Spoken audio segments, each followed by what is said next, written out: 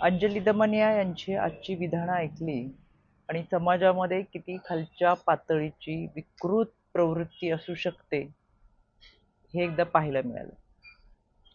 अंजली दमनिया यांना सवय आहे अनेक कपोलकल्पित कथा सांगायच्या आणि एखाद्या व्यक्तीला, एखाद्या कुटुंबाला सातत्याने बदनाम करत राहायचं.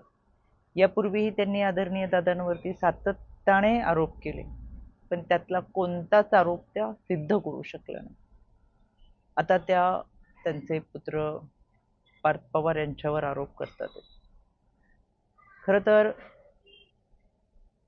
या कुटुंबियांनी आपल्या घरातला व्यक्ती गमावलेला आहे.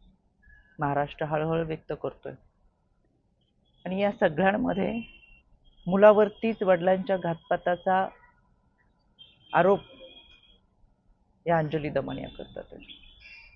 या नीच पातळीचं किळसवाणं विधान अंजली दमन यांनी केलं. खारगे समितीचा अहवाल येण्यापूर्वी ज्या पद्धतीची विधानं आहेत किंवा आदरणीय दादांच्या दुर्दैवी अपघाताचा तपास सुरू आहे त्याच्या संदर्भातली काही विधानं आहेत. कोणताही पुरावा त्यांच्याकडे नसताना पुराव्या अभावी सातत्याने वक्तव्य करणं आणि चर्चेत राहणं, पण ही अतिशय घाणेरडी मानसिकता आहे.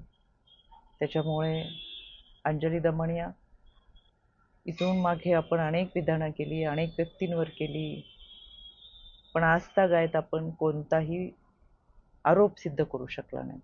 त्याच्यामुळे आता राष्ट्रवादी काँग्रेस पक्षाला सुद्धा आपल्यावर कायदेशीर कारवाई करावी लागेल आणि या कारवाईला आपल्याला सामोरं जावं लागेल.